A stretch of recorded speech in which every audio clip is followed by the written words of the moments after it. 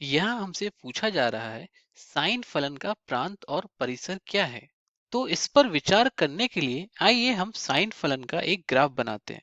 तो इसके लिए मैंने बाईं तरफ एक यूनिट सर्किल अर्थात इकाई वृत्त बनाया है और इसका उपयोग मैं किसी कोण थीटा के लिए साइन थीटा के मानों का पता लगाने के लिए करने वाला हूँ। तो ये हमारी एक्स अक्ष है और ये हमारी वाई अक्ष है।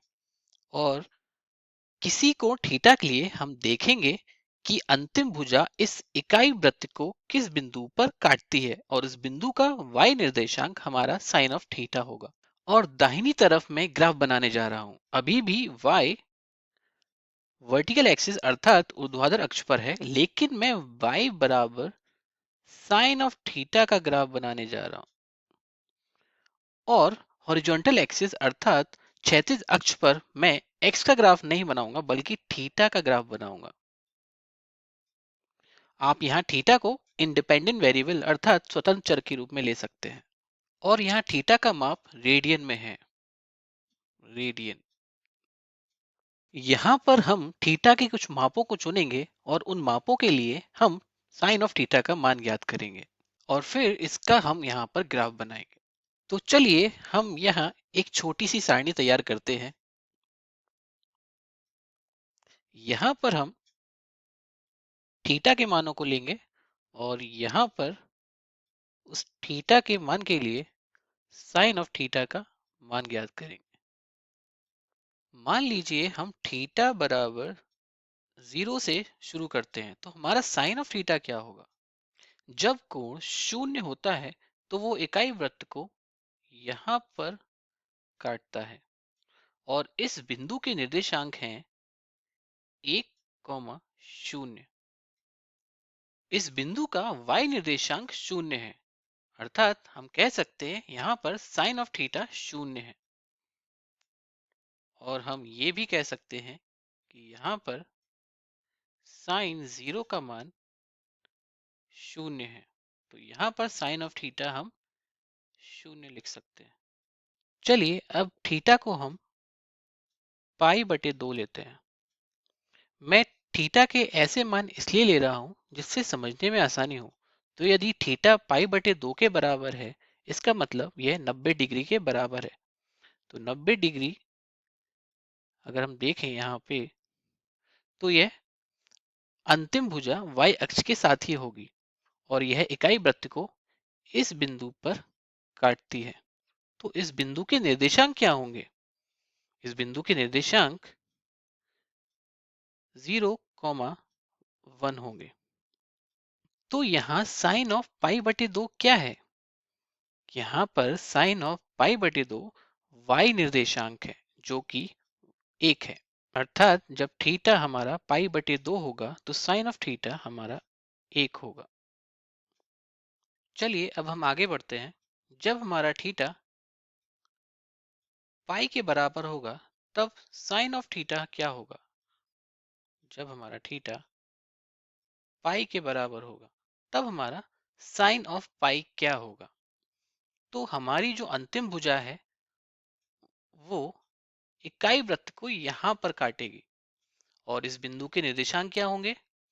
इस बिंदु के निर्देशांक -1, 0 होंगे और यहाँ पर साइन ऑफ थीटा हमारा y निर्देशांक होगा और यहाँ पर y निर्देशांक 0 है। तो साइन ऑफ पाई हमारा 0 के बराबर होगा। अब हम थीटा का मान 3 पाई/2 लेते हैं। तो जो थीटा है हमारा 3 पाई/2 है और इस कोण की अंतिम भुजा इकाई वृत्त को इस बिंदु पर काटती है। यहाँ पर इस बिंदु के निर्देशांक 0, -1 होगा और यहाँ पर साइन ऑफ थीटा y निर्देशांक है। तो यहाँ पर साइन 3 पाई/2 का मान -1 होगा।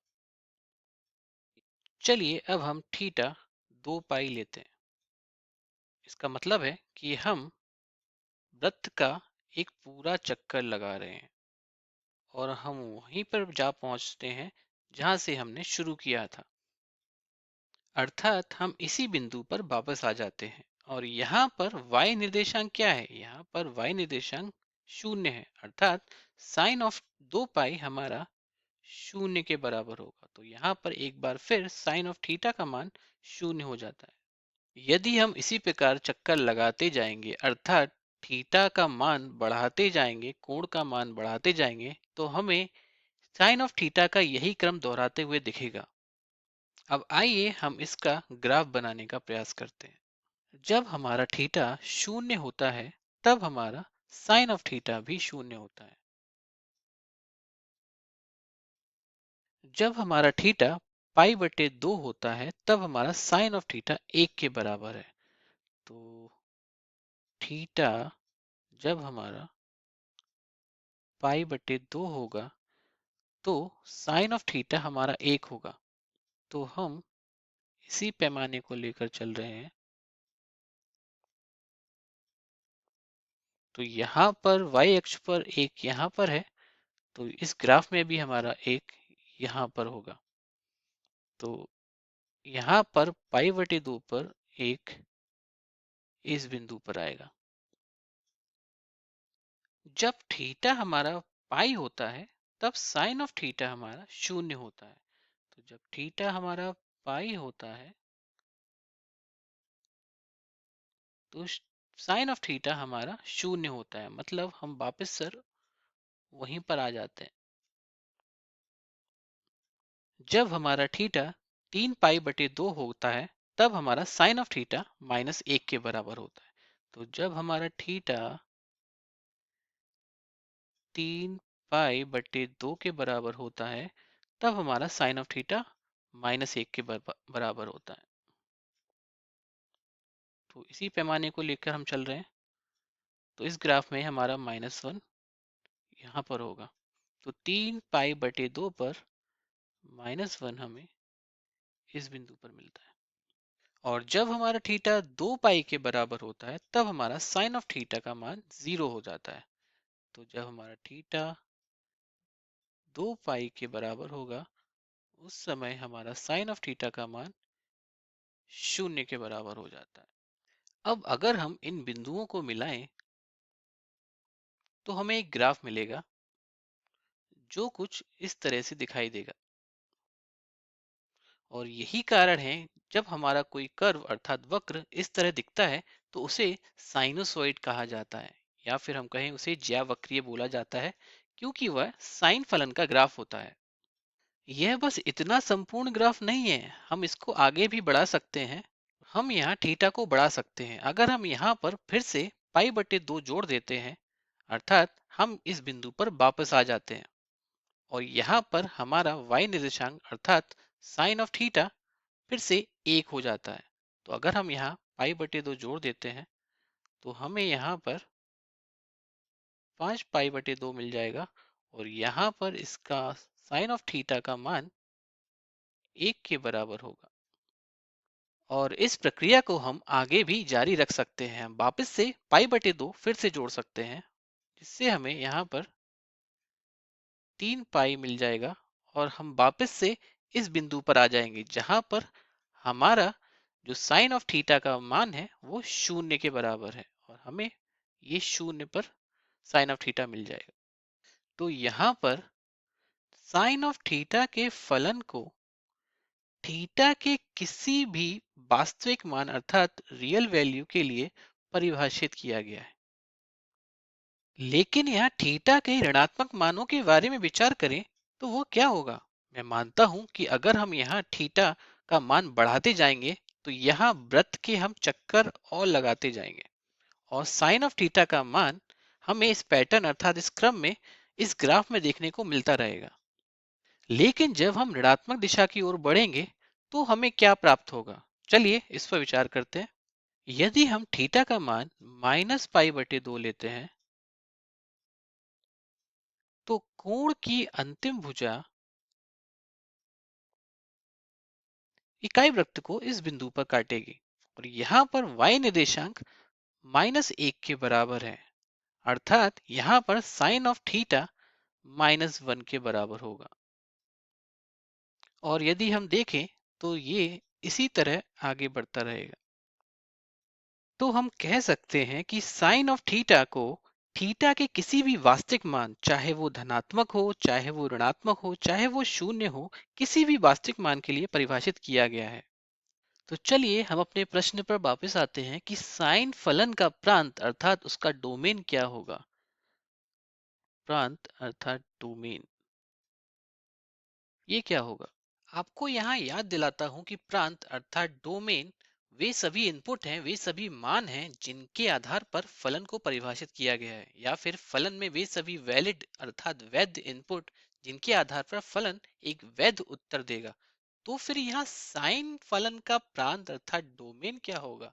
तो ये हम पहले ही जान चुके हैं यहाँ पर कि थीटा के किसी भी वास्तविक मान के लिए, चाहे वो धनात्मक हो, ऋणात्मक हो या शून्य हो, ये साइन फलन परिभाषित है।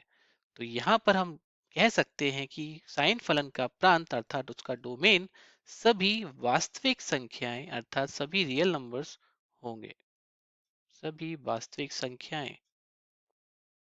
चलिए अब हम इस फलन के रेंज अर्थात परिसर के बारे में बात करते हैं।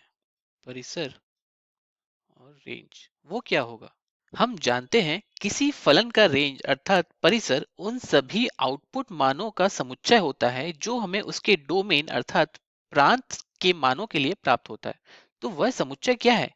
यहाँ y बराबर साइन ऑफ थीटा का क्या क्या मान संभव है? हम यहाँ देख सकते हैं कि साइन ऑफ थीटा धनात्मक 1, फिर ऋणात्मक 1, फिर से धनात्मक 1 और फिर से ऋणात्मक 1, इन दो मानों के बीच में ही आ रहा है। तो जैसा कि हमने देखा कि साइन ऑफ थीटा हमेशा 1 से कम या बराबर होगा और हमेशा ऋणात्मक 1 से बड़ा या बराबर होगा। तो आप कह सकते हैं कि साइन ऑफ थीटा का परिसर अर्थात रेंज ऋणात्मक 1 और धनात्मक 1 के बीच की सभी संख्याओं का समुच्चय है, जिसमें धनात्मक 1 और ऋणात्मक 1 ये दोनों संख्याएं शामिल हैं।